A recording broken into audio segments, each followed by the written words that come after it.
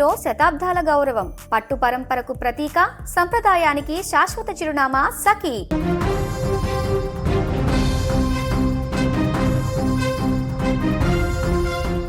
ప్రపంచం అంతమైపోతుందేమో అనిపించింది. చుట్టూ కేకలు, కన్నవారి కోసం పిల్లల రోదనలు, క్షణాల్లో కళ్ళ ముందే బూడిదైపోయిన జీవితాలు. ఇవి ఏవో సినిమాలో డైలాగులు కావు. నిన్న మధ్యాహ్నం మన పొరుగు దేశం మయన్మార్లో సంభవించిన ఒక ఘోర జలప్రళయం లాంటి పేలుడు సంభవించిన నరకానికి ప్రత్యక్ష సాక్ష్యాలు.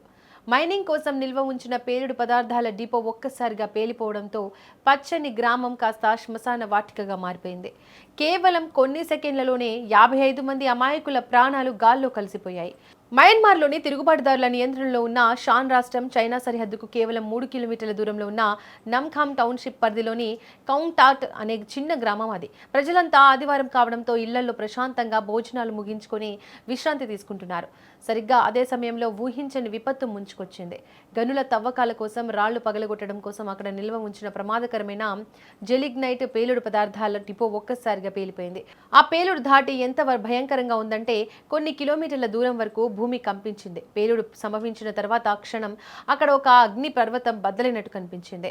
దట్టమైన పొగలు ఆకాశాన్ని కమ్మేశాయి. ఆ డిపోకు సమీపంలో ఉన్న సుమారు 100 ఇళ్లు ఒక్క క్షణంలో పూర్తిగా ధ్వంసమైపోయాయి. ఇటుకలు, సిమెంట్ దిమ్మెలు గాల్లోకి లేచిపడ్డాయి.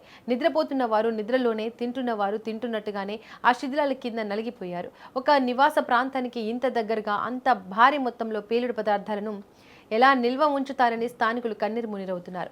ఒకే ఒక్క ప్రమాదం వందలాది కుటుంబాలను రోడ్డున పడేసింది. ఈ ఘోర ప్రమాదంలో ఇప్పటి వరకు అందిన సమాచారం ప్రకారం 55 మంది ప్రాణాలు కోల్పోయారు. అందులో 30 మంది పురుషులు, 25 మంది మహిళలు ఉండగా వారిలో 6 అభంశుభం తెలియని చిన్నారి పిల్లలు కూడా ఉన్నారు.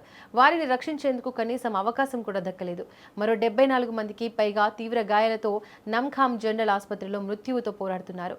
ఆసుపత్రి బెడ్లపై ఉన్న బాధితులు తమ తల్లిదండ్రులు ఏమయ్యారో, తమ పిల్లలు ఎక్కడున్నారో తెలియక ఏడుస్తున్న దృశ్యాలు చూస్తే ఎవరికైనా కన్నీళ్లు ఆగవు.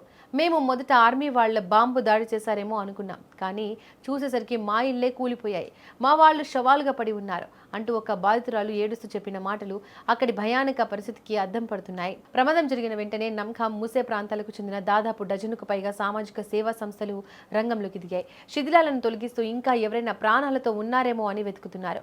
ఈ ప్రాంతాన్ని నియంత్రిస్తున్న తిరుగుబాటు దళం TNLA స్పందిస్తూ ఇది ఎలాంటి సైనిక దాడి కాదని, మైనింగ్ కోసం దాచిన మెటీరియల్ అనుకోకుండా పేలిపోవడం వల్లే ఈ ఘోరం జరిగిందని ప్రకటించింది. బాధిత కుటుంబాలకు పూర్తి సహాయం అందిస్తామని, దీనికి కారణమైన వారిపై చర్యలు తీసుకుంటామని తెలిపింది. ఏదేమైనా ఒకరి నిర్లక్ష్యం 10ల సంఖ్యలో ప్రాణాలను బలి తీసుకుంది.